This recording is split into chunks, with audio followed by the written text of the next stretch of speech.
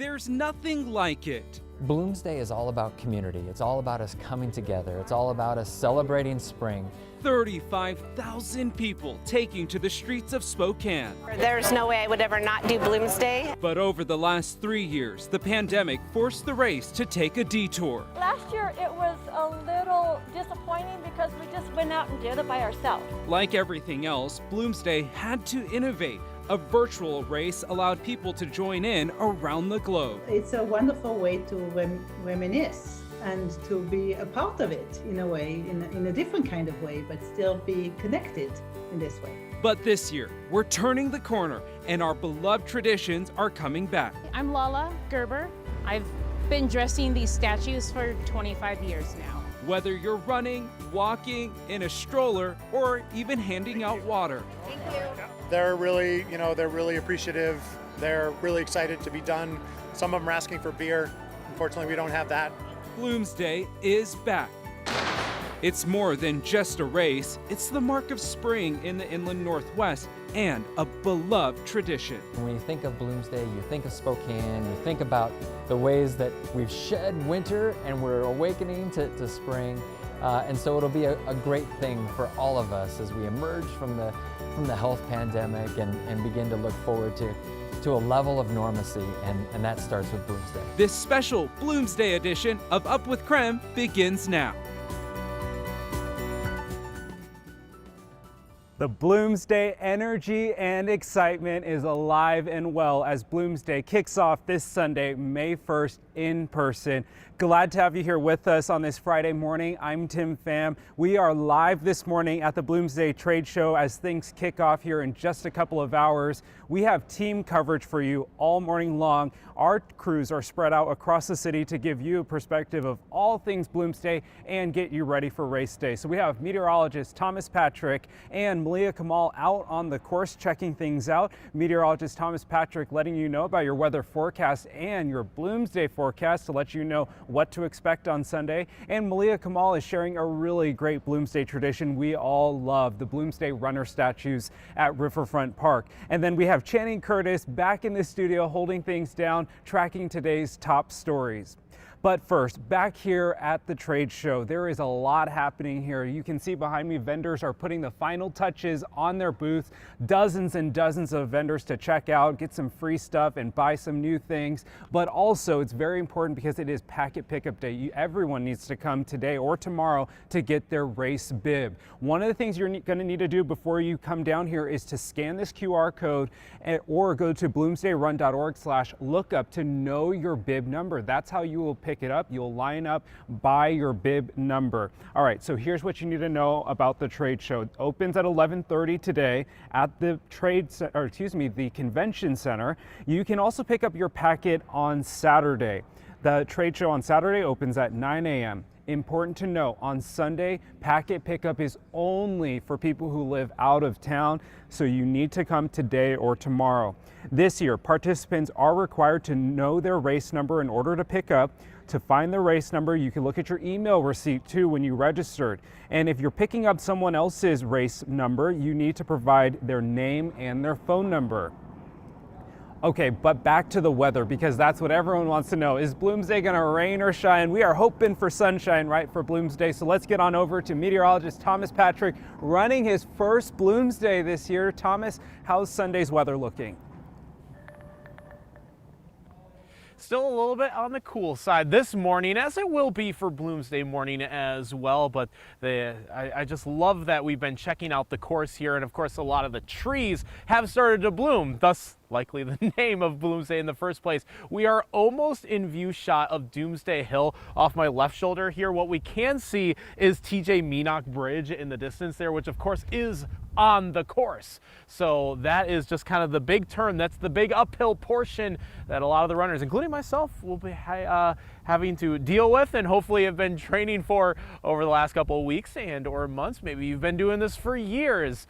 all the more power to you, because then you know exactly what to expect when you get to this part, which is between like miles 5 and 6. But as for our weather, I mentioned a little bit cool for this morning. Our temperatures have been hovering right around 39 degrees, and even just the slightest breeze this morning makes things feel a little bit cool outside. The wind chills have been close to about like 30 to 32 degrees. Hour by hour forecast will keep things partly cloudy for today, but high temperature is getting well into the 50s. If anything, it's like a shade cooler than it was yesterday in comparison. But as we look at the weekend ahead, Saturday is going to be a rainy day for us, and more so in the morning hours with scattered showers possible in the afternoon. But it will be a cool Saturday, high of only 50 then. Bloomsday Sunday, much better. I think as we're lining up in the morning hours, we'll be in the 40s, but quickly rising into the 50s and eventually 60s by the afternoon. So Bloomsday itself is looking fantastic. Definitely not too hot, definitely not too cold. Right in that sweet spot where we want it to be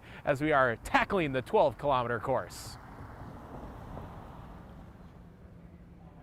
That is just fantastic Bloomsday weather. Thomas, thank you so much. All right, back here at the trade show at the Convention Center for Bloomsday, we know that this is obviously a lot of information because this is the first time the trade show has been in place since 2019. So let's get to 3 things you need to know this year. Up first, the color on your bib has significance on the race course and when you pick up. So taking a look at this map here, it shows you where you need to line up. You can see at the front is white, followed by brown, yellow, and then in the back is lilac and red. The race start is actually stacked in the order of your estimated completion time. That way the walkers don't get in the way of the runners on the course. Number 2, Bloomsday posted some parking maps on its website because obviously this is thousands of people downtown. It will be very congested. STA is offering shuttles to the course from 5 different locations: Northtown Mall, Spokane Valley, Ferris High School, EWU in Cheney, and the West Plains Transit Center. Passes are just $2, a really great deal and avoiding those headaches. Also, if you're not running but want to park and drive, you can park on Ash, Maple, Division, Brown, and Hamilton. Those are obviously open during Bloomsday. Streets near the start and finish lines will be closed from 5 a.m. to about 2 or 3 on Sunday. Other streets on the Bloomsday course will begin at 7:30 a.m. on Sunday. That's when those closures will begin. Number 3, this year, Bloomsday partnering with Sports Stats. This is super cool. They are the world's largest road race timer to time Bloomsday. If you download their app, you can see your splits, your pace, and you can track your family members on the course. And then once you've downloaded the app, all you have to do, just select Lilac Bloomsday from the upcoming events.